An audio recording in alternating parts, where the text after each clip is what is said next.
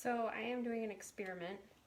I am going to test slow extract versus fast extract. And I'm going to make 2 batches that are exactly the same with the same weight of beans and the same volume of alcohol. I'm even putting them in the same bottle, same kind of bottle.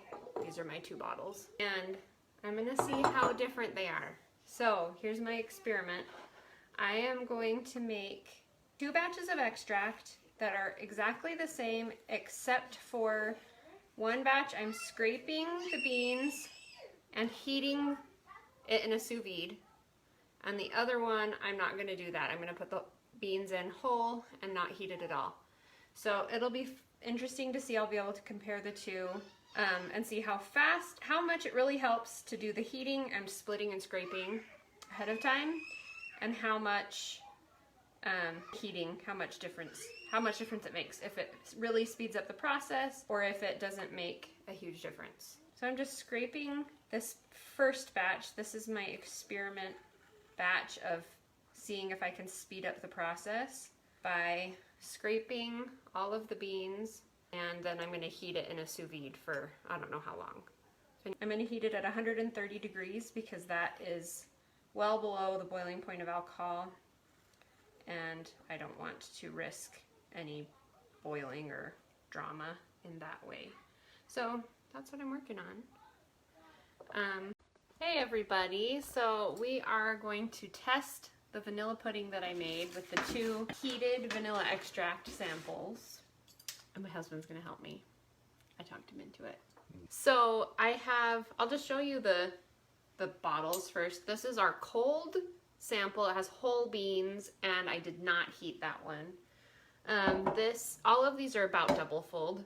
This is beans that were split and scraped and then heated. You might be able to see some of the little bits of bean in there. You can see that there are a bunch of little pieces.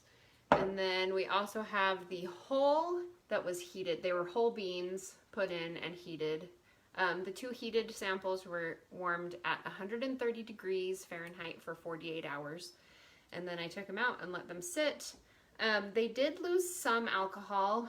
They were probably down to here or so after being heated, probably 3 tablespoons or something like that out of a ½ gallon. So not scads, but still worth noting, I feel like.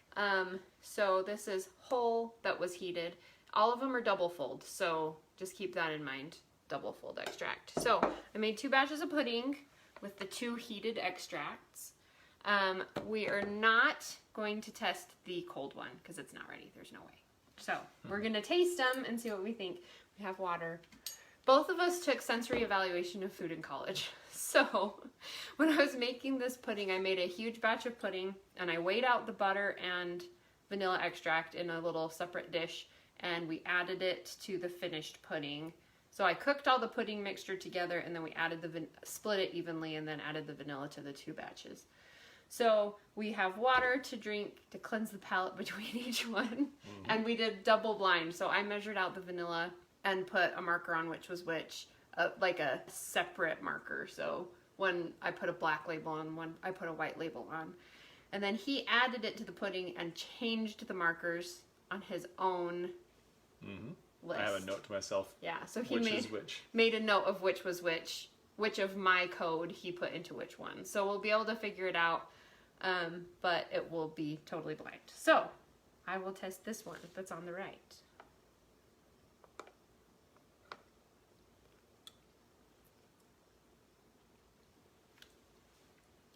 That's delicious. This one is good too. Okay, it's good pudding. Observation number 1. All right, the second one. Trade you sides. All right, dos I do.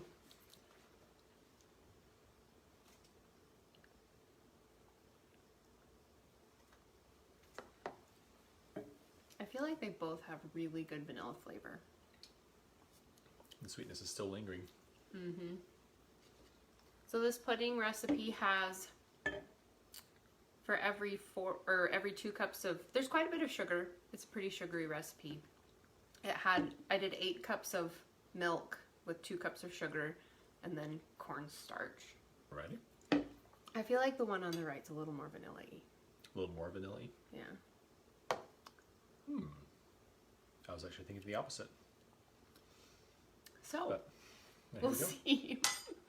All right, so should we reveal which is which? They both are honestly really good. I don't feel like either of them is lacking in vanilla flavor. Yeah, they're just really, they have nice, well-rounded vanilla flavor.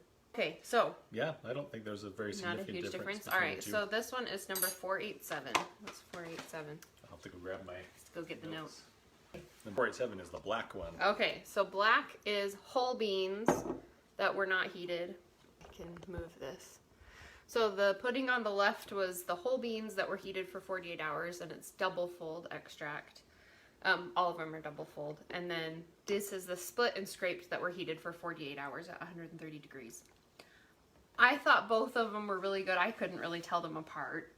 Yeah, I think there were some subtle differences between them I could find, like this one with the whole beans. I don't know. It felt like it was a little more sweet, I suppose. But maybe it's hard to tell. Yeah. For sure. So we did everything the same. I didn't weigh the sugar, but I did measure the sugar. I don't think there's any significant difference. They both turned out wonderfully. So I guess the take-home message, if you're going to, at least from this little experiment, if you're going to heat the extract long enough, you don't need to worry too much about splitting or scraping the beans. We will test them again in probably 6 months and test it with the cold extract to compare that to the two that were heated, just so that we can see how they relate to each other. So we tested, this is vanilla pudding, just a basic vanilla pudding recipe with the two extracts that we heated for 48 hours at 130 degrees. So I did them in a sous vide for 48 hours at 130 degrees, and it's double fold extract. And I honestly feel like it's usable. Like, we could just use it as it is. They both smell beautiful. They impart good flavor to pudding. So I would probably count either of them as ready. I do think that the flavor will develop more over time, just because that's how it always works. So I feel like they're usable. I wouldn't feel bad at all giving it to a friend or something. They were in the heat, 130 degrees for 48 hours, and then they were like at room temperature for probably 72 hours, like, because I finished them a few days ago.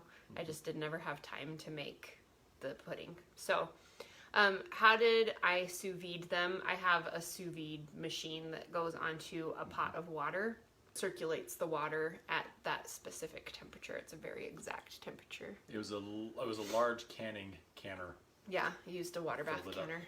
So this video doesn't go on forever long, and so that people can come back and watch it and find out what we found. But I'm happy to report that there wasn't a huge major difference between the whole beans and the split beans when we did them for 48 hours at 130 degrees.